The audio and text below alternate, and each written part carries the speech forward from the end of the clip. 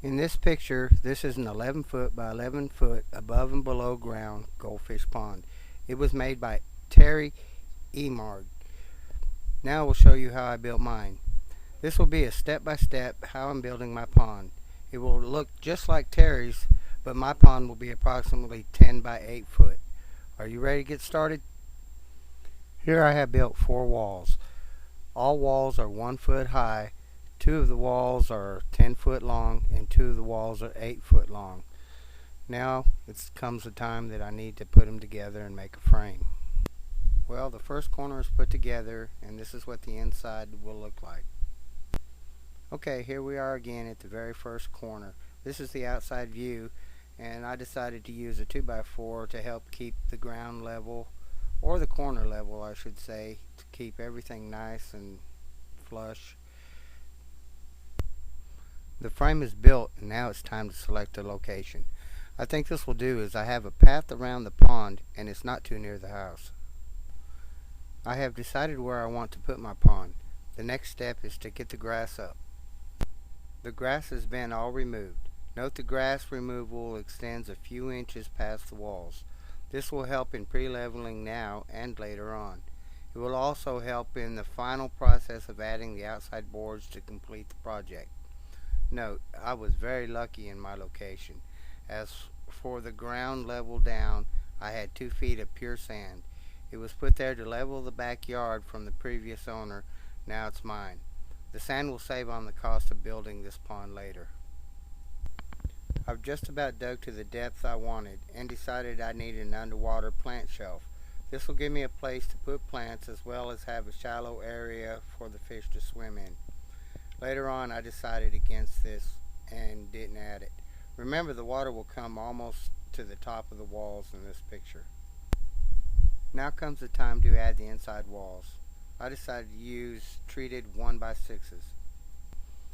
I have all the inside walls attached. The inside is not fully dug out and I have a little more cleaning up to do in the pond. When the pond is at the right depth and clean, it will be time to add a layer of sand to protect the liner. We will get to that later. Now comes the time to add your 1-inch support pipe. Now that I have decided where our support pipe should be located, I think where I place the pipe will do just fine. Note, my pipe is only 25 inches long due to the fact I will hit rock about 1 foot below ground.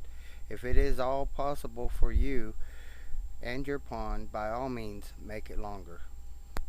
Alrighty, it's time to check the 10-foot side one last time for level before I start drilling the holes and putting in the pipe support. Okay, the 8-foot side looks good. Time to start drilling the holes for the pipe. As you can see, I drilled the top holes and inserted the pipes, just to see if the support system looks good. I think this will do just fine. Houston, I think I have a problem. It appears that the drill is too big to fit into the wall. No problem. I'll take the top board off. Okay, that was a bad idea. Due to the screws being driven in deep into the wood, and some of the screws just did not want to come out. I chipped the top board inside in the process. Good thing I keep all my scrap. My genius self figured out that if I just flip over the frame, I can drill from the bottom and flip it back. If you decide to build this pond, please drill your pipe holes before you attach the walls together. Live and learn, I guess. Now I have to wait for my wife to come home and help me flip it over. My arms do not stretch 8 by 10 foot. I do not want to tear it up shifting it. As you can see, I had help flipping it over. I then drilled the holes in the bottom of the 2x4 walls and flipped it back into shape. I rechecked for level and it looked good. Now I'm ready to drive the support pipe into the ground. I drove the 1-inch pipe down till I hit white rock. Only one pole was driven all the way down. I then marked the other 7 pieces of pipe, pulled them out and cut them, so now it will be flush with the top. With all the 1-inch pipe drove in and the 4 corners screwed tightly, I feel the walls will be strong enough to hold the weight of the water pushing against the sides. This is just a close-up, just in case you needed a better view. I'm not really sure if this step is necessary. I decided to caulk the inside boards and corners. In this picture I had a dirt shelf in the pond. Remember, I decided I didn't want one, but you can add as many shells in yours as you want. Let's get to the liner.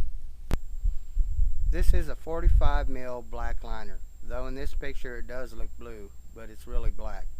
It is 15 by 15. The cost was $189. It needs to be set out flat in the sun. A few hours should do it. Remember, I decided I did not need a shelf, so I backed my Craftsman mower and trailer up to remove the excess shelf and sand. After removing the shelf sand, I cleaned out the pond area once again. After cleaning the pond area, I then added a few inches of sand to the bottom to achieve a nice smooth surface. Remember, be sure you fold the liner before you drag it into the pond location. The liner is very heavy and you want to make this as easy as possible. Remember, work smarter, not harder. Okay, now comes the liner. I put the liner in the center of the pond, unfolded it, stretched it out, and gently tucked it in. Make sure you have not missed any rocks under the liner. You will be able to see if you did. Now is the time to check. Now that I am happy with the fit, I see no problem. I then started to add the water. As you can see, it's getting dark. The pond is halfway filled. Okay, it's 3 days later. I've let the water sit. I've treated it. I went and bought some goldfish, and now the fish are floating around getting used to the water. Now I'm getting ready to trim the liner. For the materials, I used a staple gun and 9/16 inch staples, a utility knife, and a hammer. As you can see, I stapled the liner to the outside edges. This is where the hammer comes in. Some of the staples did not go all the way down, so tap them in with your hammer. I then trimmed the section of liner just before the corners. Now that all 4 sections are done, it's time to trim up those nasty corner pieces. This is the part that I've been dreading. Now that I've trimmed all the excess off the corners, I'm hoping that it will be easier to staple down. I had no idea how I was going to do this, but it needed done. This was the best I can do, but after I trim it out and add the sides and the top, it should be just fine. Now I have the liner finished. As you can tell, I've already installed the pump and the filter, but in the next picture and the ones to follow, I will show you how I did that. After 2 weeks with the goldfish, algae is normal, but without plants, the water was really looking bad. This part was a little costly, but worth all the work I've done. Filter and pump for a 1,200 gallon pond. Filter was $134, pump sock was $32.40, highly recommended. Pump $134, tubing $28.70, fitting 75 cents, tax $31.10, grand total $491.95. Pretty much blows a hole in 500 bucks. Here the first step for me was to dig a hole and put the filter in the ground. You have just finished part 1. If you'd like to see the conclusion of how my pond came out, please view part 2. Thank you.